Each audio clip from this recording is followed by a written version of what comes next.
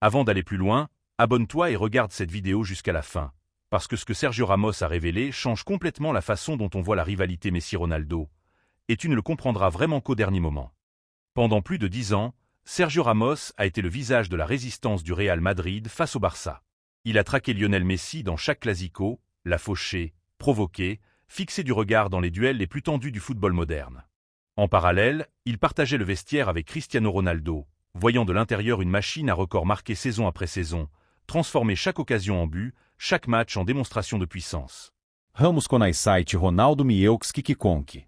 Il savait comment le préparer, comment le contenir, comment survivre à sa force et à son obsession du but. Mais des années plus tard, loin de la pression des rivalités, Ramos a fini par avouer quelque chose d'étrange. Il existait une chose que Messi faisait que Ronaldo n'a jamais réussi à faire. Quand on lui a demandé qui était le plus difficile à affronter, il a hésité. Puis il a expliqué que face à Ronaldo, on pouvait analyser les appels, fermer les angles, anticiper le saut, parce que sa menace avait une direction claire. Ronaldo était une tempête, mais une tempête que l'on pouvait voir arriver. Messi, lui, était différent. Même parfaitement placé, même après avoir gagné le premier duel, un défenseur pouvait encore se sentir en danger. Pas battu, exposé. Parce que Messi ne se contentait pas d'attaquer les espaces, il les créait là où ils n'existaient pas.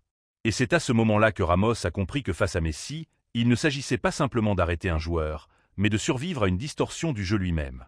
Sergio Ramos a expliqué que la plus grande différence entre Messi et Ronaldo ne se voyait pas dans les statistiques, mais dans ce que ressentait un défenseur sur le terrain. Ronaldo pouvait te détruire même si tu faisais une petite erreur, mais au moins tu savais pourquoi. Son danger était mesurable, basé sur la vitesse, la puissance et le timing. Messi, au contraire, effaçait toute sensation de contrôle. Ramos disait que face à lui, on pouvait faire tout correctement, rester bien placé, suivre le plan du coach, et malgré tout se sentir perdu. Parce que Messi ne prévenait jamais. Il n'annonçait pas ses intentions, n'accélérait pas pour te signaler le danger. Il observait, attendait, puis en une fraction de seconde, toute la structure défensive cessait d'exister. Ronaldo punissait les erreurs. Messi les faisait naître. Un défenseur sortait une demi-seconde trop tôt, un autre hésitait, un milieu tournait la tête, et tout basculait. C'est pour cela que Ramos parlait d'une peur différente. Pas la peur d'être dépassé physiquement, mais la peur de se tromper mentalement. Face à Messi, le football ne se jouait pas seulement avec les jambes, mais avec le cerveau, et souvent, c'est là que les défenseurs perdaient la bataille. Pendant plus de 15 ans, le monde du football a tenté de trancher la rivalité Messi-Ronaldo à travers les chiffres.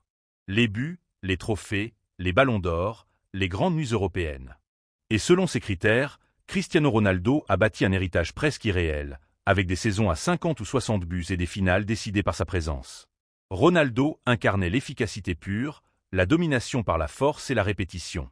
Mais les mots de Sergio Ramos révèlent une autre couche de la grandeur. Car Messi n'a jamais été une question de volume, mais de perturbation. Ronaldo faisait plier les matchs. Messi les reprogrammait. Face à Ronaldo, une équipe pouvait souffrir tout en restant organisée. Face à Messi, elle perdait lentement sa forme. Ramos se souvenait de matchs où Messi ne marquait pas, ne faisait pas de passes décisives, et pourtant le bloc défensif du Real Madrid était étiré, déformé, vidé de sa logique. Les latéraux hésitaient à monter, les centraux ne savaient plus s'ils devaient sortir, les milieux n'osaient plus se retourner. C'est là que le sentiment d'impuissance naissait. Beaucoup de défenseurs reconnaissent la puissance de Ronaldo, mais quand on leur demande qui les a fait douter, la réponse revient souvent vers Messi, parce que lui ne battait pas seulement des joueurs, il battait leur compréhension du jeu. Ce qui rend la confession de Sergio Ramos encore plus marquante, c'est que l'impact de Messi n'a jamais disparu avec le temps. La vitesse décline, la puissance s'efface, mais son intelligence reste intacte. Même aujourd'hui, Messi continue d'apparaître là où la logique dit qu'il ne devrait pas être. Des entraîneurs ont admis qu'il pouvait influencer plusieurs actions décisives sans toucher souvent le ballon. Ronaldo, même à la fin de sa carrière, bat encore les équipes par les chiffres et la présence. Messi, lui, les bête par l'absence. Il disparaît, puis réapparaît exactement au point où la structure adverse s'écroule. Et c'est pour cela que même des défenseurs forgés pour la guerre comme Ramos admettent que son jeu ne peut jamais être totalement préparé. Le plus grand n'est peut-être pas celui qui marque le plus, mais celui qui fait douter tous les autres de leurs propres décisions. Messi ne domine pas le football, il le désoriente. Ramos n'a pas choisi un vainqueur, il a simplement reconnu que Messi et Ronaldo font souffrir les défenseurs de deux manières différentes, et que l'une d'elles n'a toujours pas d'antidote. Car la peur la plus profonde pour un défenseur n'est pas de perdre un duel, mais de ne jamais savoir d'où viendra le prochain danger.